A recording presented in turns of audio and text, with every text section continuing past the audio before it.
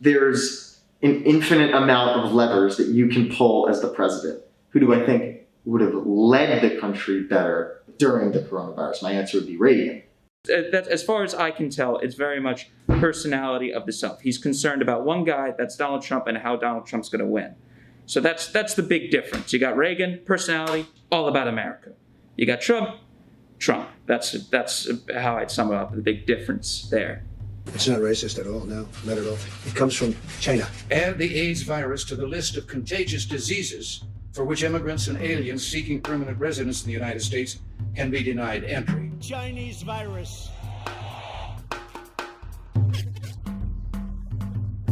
He's not going to wear a mask since he's tested negative for coronavirus and assumes he isn't spreading the disease, even as the First Lady suggested people should take these guidelines seriously.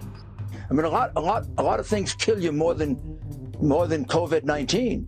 AIDS is now the leading cause of death among young people in this country. Elderly people are at the highest risk from coronavirus.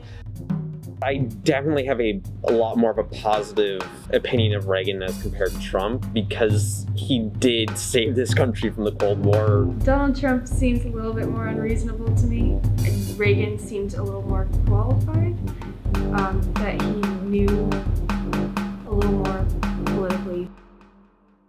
The diseases themselves are quite different, but during both pandemics, the denial, inaction, and scapegoating by our government led to innumerable unnecessary lost lives. So why has our collective cultural memory judged Reagan's response to the AIDS crisis less harshly than we are judging Trump's handling of the current pandemic?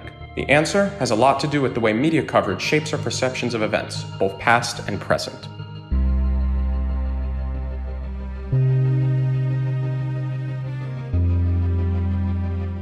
I don't know, the New York Times, I don't really trust them either. I'll check a couple different big news sites, but mostly I just check Twitter and get people's opinions. Print sources, televised interviews, and even some reporters from conservative outlets have presented a united front of calling out the president on his misinformation. By comparison, many mainstream news sources were relatively quiet on the issue of AIDS during Reagan's first term. I think Ronald Reagan's biggest mistake was not acknowledging it, which I think permanently tarnished his reputation. From the period of June 1981 to February 1983, during which there were almost 1,000 reported AIDS cases, the New York Times wrote about the epidemic only 7 times. By contrast, they wrote about the Tylenol scare 56 times in 3 months, despite there only ever being 7 cases. Reagan was president then, and he didn't want to talk about it until Rock Hudson died.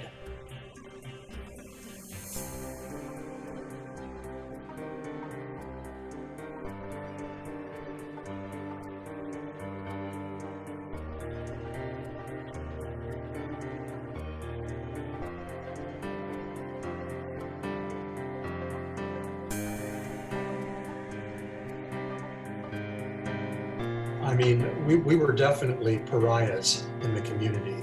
The lifestyle of some male homosexuals has triggered an epidemic of a rare form of cancer. You know, it was easy to say, oh, well, AIDS is just affecting queers and intravenous drug users. And it was easy to toss that aside. Anita Bryant referred to us as human garbage. The New York Times wouldn't use the word gay. That used to make us pretty angry that they always referred to people as homosexuals. I don't hate that word necessarily, but it's a very clinical kind of word, and it carried with it a lot of negative connotations. Looking in the camera, what would you tell some kid, say you had a younger brother, 21 years old, who also might have homosexual tendencies? What would you tell him if you wanted him to live a long life? Use a condom. This is Russian roulette. It is not Russian roulette. It is Russian roulette to not give people this information when human nature dictates that they're going to go out there and they're going to have sex. Celibacy is impossible? It's just not going to work. People aren't going to do it, and lots of people are going to die. Now, would you rather have a lot of people cheating on their celibacy with thousands of people dying, or would you rather save those lives and let them have sex? The misconceptions created by this negative and often untrue coverage still have ramifications today, as people misremember the severity of the crisis and the government's inaction. Because of both President and Mrs. Reagan, in particular Mrs. Reagan, we started a national conversation when before nobody would talk about it, nobody wanted to do anything about it. And you know, that too is something that I really appreciate with her very effective, low-key advocacy. So my feelings about the media were not very good. The othering of the LGBTQ community by popular news outlets meant that gay activists had to forge their own paths in order to be heard. In New York, Larry Kramer founded ACT UP because Mayor Koch wasn't doing anything. In 1983, author and activist Larry Kramer wrote a 5,000-word article entitled 1,112 and Counting in the bi-weekly gay newspaper The New York Native. Kramer's piece starts, "If this article doesn't scare the shit out of you, we're in real trouble. If this article doesn't rouse you to anger, fury, rage, and action, gay men may have no future on this earth. Our continued existence depends on just how angry you can get." The urgency and anger of this piece was unprecedented in AIDS media coverage, and it inspired many people in and outside of the gay community to question why their government was not responding to this crisis. By his extraordinary iconoclastic and theatrical ways of doing things, he changed the relationship between the afflicted community with a given disease and the scientific and regulatory community that has such a great impact on them. Artists also turned to the theater to tell stories inspired by those they lost. It was essentially the apocalypse in the theater. There was a complete wipeout. Directors, producers, actors, everybody. Totally flipped the way New York operated on its head. Plays like Kramer's The Normal Heart and William Hoffman's As Is helped engender empathy in New York's theater-going audience. I was teaching at Foothill College. I produced a play down there called As Is. And it was one of the first plays that was written that actually dealt with the AIDS epidemic. We had a lot of opposition from other faculty, and that was also the time of the AIDS quilt. I don't know if you know the NAMES project. It was a very therapeutic kind of thing. Before it was named HIV and AIDS, early researchers used the term GRID, which stood for Gay-Related Immune Deficiency. The gist of it is it was seen as like a problem for only like gay men, which caused a lot of problems when it came to like actually handling the AIDS crisis. In May of 1982, about a year after the first case was reported, the New York Times ran a story using the GRID name, likely deepening the association between the epidemic and gay men. A lot of people felt like it was not a problem that was directly related to them or the people that they cared about. In an NPR article, a gay man that has been living with AIDS since the height of the crisis, named Jesus Gayen, recalls the treatment of people during that time. We got the social distancing through discrimination, through stigma, through homophobia. In contrast, COVID-19 is not associated with a specific group. No group is more or less likely to contract it, although it is more dangerous for certain people. Unlike the public response to AIDS, most of the nation rallied for essential workers, empathized with people who had been personally affected by COVID-19, and more. Today, we are surrounded by advertisements preaching unification and thanking the COVID medical personnel. Only 8 months after the beginning of quarantine, a promising vaccine is in the last stages of trials. Conversely, the first dedicated inpatient AIDS ward in the United States was established in July of 1983, more than 2 years after the first cases were reported. The ward had 12 beds.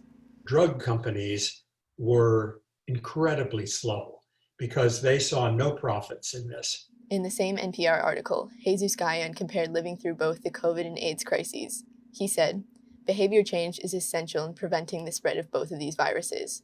But he also said, in many ways, there's no comparison because in those days, the reality is that society in general didn't care.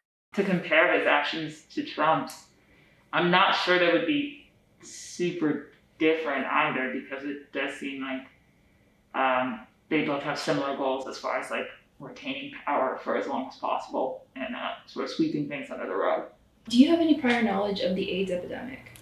Yes, I wouldn't say it's like a lot, but I know it was highly stigmatized because it was like, it wasn't super common among like straight people I know some of the general facts, but that's really about it.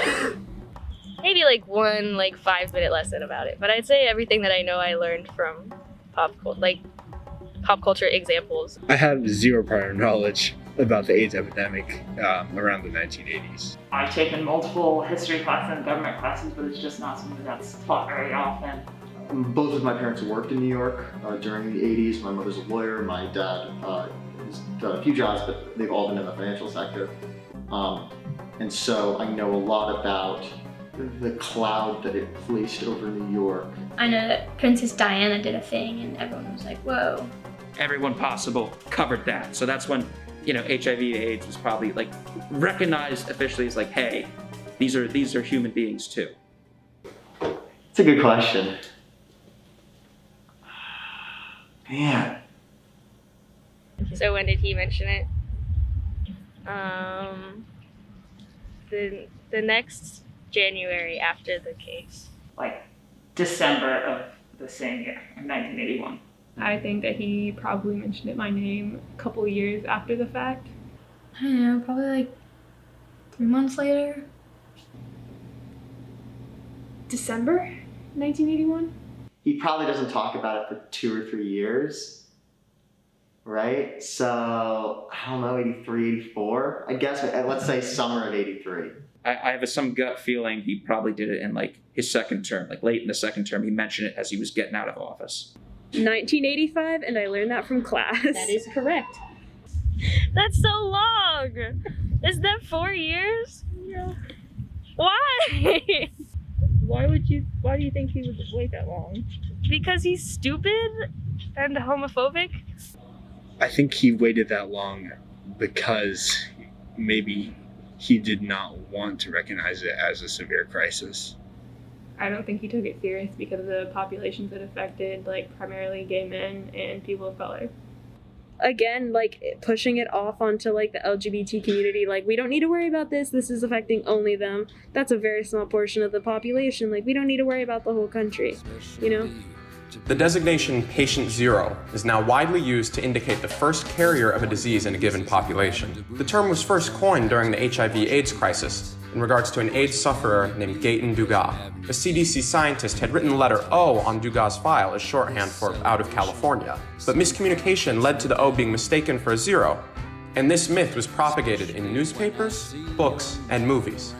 A man whose only crime was contracting a disease which could affect anyone was vilified by the same media outlets that wrote positively about the government officials who let thousands die from their inaction. When our media institutions fail to hold powerful people accountable, future generations forget the sins of their past and see the mistakes of their present as aberrations rather than parts of a pattern.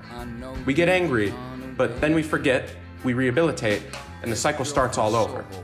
Now that Trump has been officially voted out of office, only time will tell if he gets his own day of rehabilitation. So with all that in mind, one question remains. The past keeps knocking on my door, and I don't want to hear it anymore. No consolations, please, for feeling funky. I gotta get my head above my knees. But it makes me mad and it makes me sad, and then I start to freeze. In the back of my mind, I was afraid it might be true. In the back of my mind, I was afraid that they meant you.